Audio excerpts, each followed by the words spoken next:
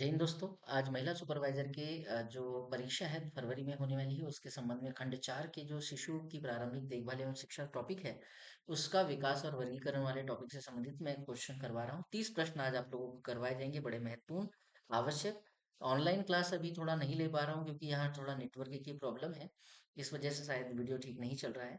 तो मैं आपको रिकॉर्डेड क्लास दे रहा हूँ, तो आप लोग ध्यान से देखिएगा और क्वेश्चनों को सॉल्व कीजिएगा। और जो भी आपको ऐसा लगता है कि डाउट है या कुछ दिक्कत है तो कमेंट्स बॉक्स में कमेंट जरूर कीजिएगा। और वीडियो आपको पसंद आ रहा है या नहीं आ रहा है ये भी जरूर कीजिएगा। कमेंट्स आप लोगों के बहुत मायने रखते हैं। ठीक है, तो चलिए शुरू करते हैं।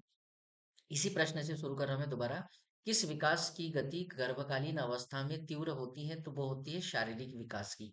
अगला प्रश्न है, सृजनशील बालकों के गुण कौन से होते हैं? तो संवेदनशीलता भी होती है, सौंदर्य बोध भी होती है, अंतर्दृष्टि भी होती है उसके अंदर। उपरोक्त सभी आंसर लगाना है, डी आंसर लगाना है आप लोगों को।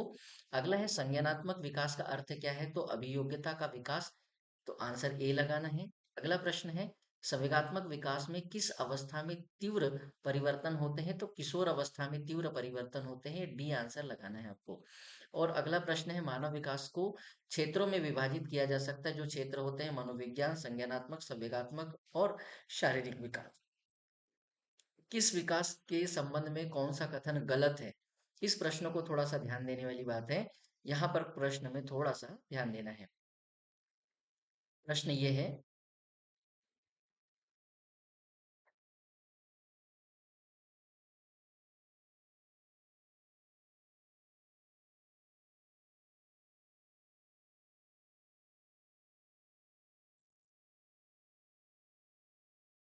ना, गलत है ये पूछा है। तो गलत है कौन सा? यह परिपक्व अवस्था तक चलता है। परिपक्व अवस्था का मतलब है यहाँ पर किशोरावस्था या प्रौढ़ावस्था, है ना। तो वृद्धि होती है साहब, ये वृद्धि एक निश्चित अवस्था तक होती है, उसके बाद रुक जाती है, परंतु विकास जो होता है सतत चलता है, निरंतर चलता है। ठीक है, अगला प्रश्न यहाँ से देख लीजिएगा। विकास के परिणाम स्वरूप व्यक्ति में नवीन विशेषताएं और नवीन योग्यताएं प्रस्फुटित होती है। यह कथन किसका है? Very very most IMP. विकास के परिणाम स्वरूप व्यक्ति में नवीन विशेषताएं और नवीन योग्यताएं प्रस्फुटित होती है, मतलब उत्पन्न होती है। यह कथन किसका है? यह कथन जो है आप लोगों को बताना है। क्वेश्चन नंबर 7 का सही उत्तर हो जाएगा हरलॉक के अनुसार। किसके अनुसार है बेटा ये? हरलॉक के अनुसार। अगले प्रश्न की तरफ चलिए। चरित्र और नैतिक मूल्यों के विकास को प्रभावित करने वाला प्रमुख तत्व कौन सा है? तो 8वें का सही उत्तर हो जाएगा आप लोगों का बी, विद्यालय का प्रभाव। विद्यालय का प्रभाव। अगला प्रश्न, 30 प्रश्न सॉल्व करना है। बालकों के सर्वांगीण विकास का दायित्व है किसका? शिक्षा का या शिक्षक का, बालक का, समाज का, शिक्षक एवं पालक दोनों का।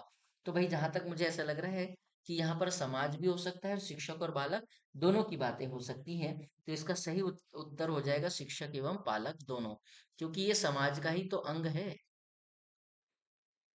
इसलिए सही उत्तर यहाँ पर डी चयनित कर लीजिएगा। अगला प्रश्न, सृजनात्मक कल्पना को स्वाभाविकता का नाम किस शिक्षा शास्त्री ने दिया है? बहुत कमाल का क्वेश्चन है। अगर आप लोगों ने सृजनशील बालक के बारे में पढ़ा हो या सृजनात्मक के बारे में पढ़ा हो या प्रीवियस ईयर के क्वेश्चन देखे हो तो यहाँ से क्वेश्चन जरूर आए हैं। ये आंसर है टीपी नन, इनका कहना है ये। अगला प्रश्न है, 20 प्रश्न और रह गए हैं। किसी सृजनशील बालक का लक्षण है कौन सा? लचीलेपन का अभाव, जिज्ञासा, समस्या के प्रति सजग न होना, गड़बड़ बात है। लचीलेपन का अभाव गलत है। तथ्यात्मकता का अभाव, भैया उसके अंदर जिज्ञासा कूट कूट के भरी होती है। सही आंसर हो जाएगा आपका बी। अगला प्रश्न, निम्न में से कौन सा शिक्षार्थियों में सृजनात्मकता का पोषण करता है? पोषण करता मतलब उनके अंदर वो चीजों को लाने का प्रयास करता है। तो अच्छी शिक्षा के व्यवहारिक मूल्यों के लिए विद्यार्थियों का शिक्षण, प्रत्येक विद्यार्थी की अंतर्जात प्रतिभाओं का पोषण करने एवं प्रश्न करने के अवसर उपलब्ध करना। बिल्कुल सही बात, यहीं पर आपका आंसर छिपा हुआ है।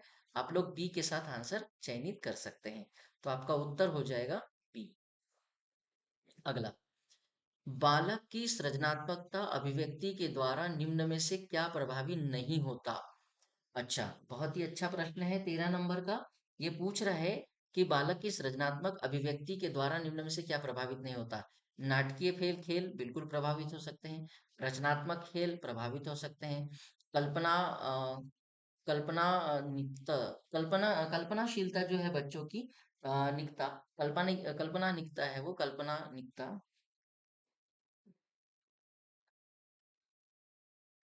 काल्पनिकता है वो कल्पना बोल रहा हूँ मैं। काल्पनिकता है वो काल्पनिकता शब्द है। तो काल्पनिक चीजें भी उसकी होती हैं जबकि राजनीतिक भाषण नहीं होता। कौन सा प्रभावित नहीं होता बेटा? राजनीतिक भाषण प्रभावित नहीं होता। तो सही उत्तर हो जाएगा आपका ए। बालकों की सृजनात्मक क्षमता को क्या कहते हैं? एक विशेष प्रविधि के शिक्षण द्वारा बढ़ाया जा सकता है।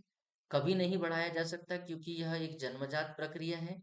बढ़ाने या घटाने के लिए कोई ऐसी विशिष्ट शिक्षण विधि नहीं है। तो भैया 14 का जो उत्तर है वो है एक विशेष प्रविधि के शिक्षण द्वारा इसको बढ़ाया जा सकता है और भी, है ना? तो सही उत्तर आपका ए हो जाएगा। अगला, उत्सुकता परीक्षण निम्न में से किसका घटक है? तो बच्चों के अंदर जब जिज्ञासा और उत्सुकता होती है तो जहां तक मुझे ऐसा लगता है सृजनात्मकता के साथ आपको आंसर लेके चला जाना है और यही आपका सही उत्तर होगा। ठीक है, ए नंबर। अगला प्रश्न, पियाजे के अनुसार कोई बच्चा किस अवस्था में अपने परिवेश की वस्तुओं को पहचानने एवं उनमें विभेद करने लग जाता है? इंद्रिय जनित गामक अवस्था, पूर्व संक्रियात्मक अवस्था, मूर्त संक्रियात्मक अवस्था और अमूर्त संक्रियात्मक अवस्था। तो जिन पियाजे ने संज्ञानात्मक विकास में ये चार प्रकार की अवस्थाओं को बताने का प्रयास किया है। इंद्रजनित गामक अवस्था, पूर्व संक्रियात्मक अवस्था, मूर्त संक्रियात्मक अवस्था, अमूर्त संक्रियात्मक अवस्था। तो इसका सही उत्तर जो हो जाएगा 16 का, वो हो जाएगा पूर्व संक्रियात्मक अवस्था। अब मैं आप लोगों को एक छोटी सी जानकारी दे रहा हूँ। वीडियो के प्लेलिस्ट में जाना और वहां पर देखना सीडीपी का जो प्लेलिस्ट बना होगा उसमें मैंने जीन पियाजे के लगभग 80 से 90 के आसपास क्वेश्चन सॉल्व कराए हैं केवल जीन पियाजे के। तो प्लीज सीडीपी का जो फोल्डर बना होगा उसमें जाके देखना, प्लेलिस्ट में, है ना? प्लेलिस्ट में सीडीपी का एक फोल्डर बना होगा, उसमें जिन प्याजे को देखना। और बुद्धि लब्धि को याद करने की कुछ ट्रिक्स वगैरह बताई है बुद्धि लब्धि को, उसके बारे में भी थोड़ा सा पढ़ लेना, वो भी दिया है मैंने उसमें। चलिए अगला प्रश्न, बुद्धि लब्धि और भाषा संबंधित योग्यता में घनिष्ठ संबंध होता है, यह विचार किसका है? बुद्धि लब्धि और भाषा संबंधित योग्यता में घनिष्ठ संबंध होता है, किसने कहा भाई? तो फीसर तथा यंग ने, टर्मन ने, स्पाइकर तथा इरविन ने और लॉवेल तथा मार्केल ने। तो इसका सही उत्तर जो है स्पाइकर स्पाइकर और इरविन ने, स्पाइकर और इरविन ने। मुझे लगता है ये नाम भी आप लोगों ने बहुत कम सुने होंगे। चलिए अगले प्रश्न की चलते हैं कि संवेगात्मक विकास में किस अवस्था में सबसे कम परिवर्तन होता है? बहुत कमाल की बात है। बाल्यावस्था, किशोरावस्था, प्रौढ़ अवस्था। तो संवेगात्मक विकास की अगर बात करें तो 18 का जो सही उत्तर हो जाएगा, संवेगात्मक विकास में किस अवस्था में सबसे कम परिवर्तन होते हैं संवेगात्मक विकास में? तो उसका सही आंसर हो जाएगा 18 का ए, शैशवावस्था में। अगला, संज्ञानात्मकता किस विकास किसने प्रतिपादित किया है? Very very most IMP question. संज्ञानात्मक विकास, तो जिन पियाजे आपको मालूम है जिन पियाजे ने किया है, सी नंबर उत्तर है इसका। अगला, पियाजे के अनुसार निम्न में से कौन सी अवस्था में बालक वस्तुओं को विभिन्न समूह में वर्गीकृत कर सकता है? इसका सही उत्तर आप लोग बता सकते हैं। तो इसका सही उत्तर हो जाएगा बी। आप लोग आंसर जरूर लगाने का प्रयास करना। बी। अगला प्रश्न है 21 नंबर पर कि बच्चे दुनिया के बारे में अपनी समझ का सृजन करते हैं, निम्न में से किसका कथन है? जिन पियाजे का है। अगला प्रश्न, किसी बच्चे के विकास की प्रक्रिया आरंभ होती है माँ के गर्भ से। Very very most IMP question. अगला, निम्न में से क्या सृजनात्मकता का एक तत्व नहीं है?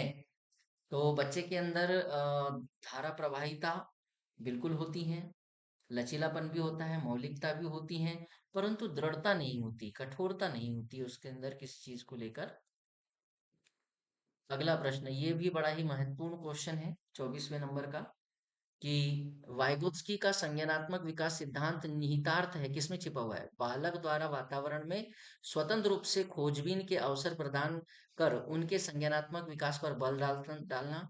बालक के संज्ञानात्मक विकास में संस्कृति तथा शिक्षा की भूमिका महत्वपूर्ण होती है।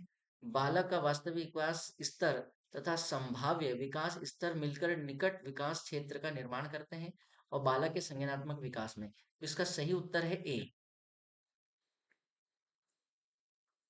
सही उत्तर क्या लगाएंगे? ए। अगले प्रश्न की तरफ चलते हैं, प्रश्न नंबर 25। 25वां प्रश्न क्या कहता है कि निम्न में से कौन सा शिक्षार्थियों में सृजनात्मकता का पोषण करता है? कौन करता है भाई सृजनात्मकता पोषण? तो प्रत्येक विद्यार्थी की अंतर्जात प्रतिभाओं का पोषण करने एवं प्रश्न करने के अवसर उपलब्ध कराना। ये क्वेश्चन थोड़ा रिपीट हो गया है ना? अगला प्रश्न, सृजनात्मकता के विकास में सहायक नहीं है। कौन सहायक नहीं है भैया सृजनात्मकता के विकास में? तो इसमें सहायक नहीं है भाषण,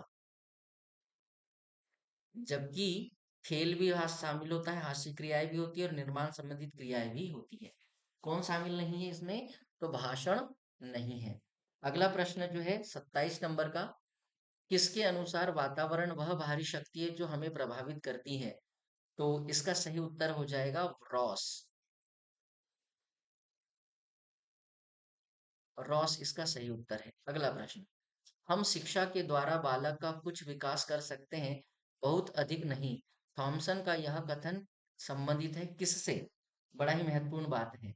हम शिक्षा के द्वारा बालक का कुछ विकास कर सकते हैं, बहुत अधिक नहीं। थॉमसन का यह कथन संबंधित है किससे? वंशानुक्रम से, वातावरण से, जलवायु से, या वंशानुक्रम और वातावरण दोनों से? तो इसका सही उत्तर है ए, वंशानुक्रम से या हेरिडिटी से, आनुवांशिकता से। बालकों की बुद्धिमत्ता निर्भर करती है किस पर?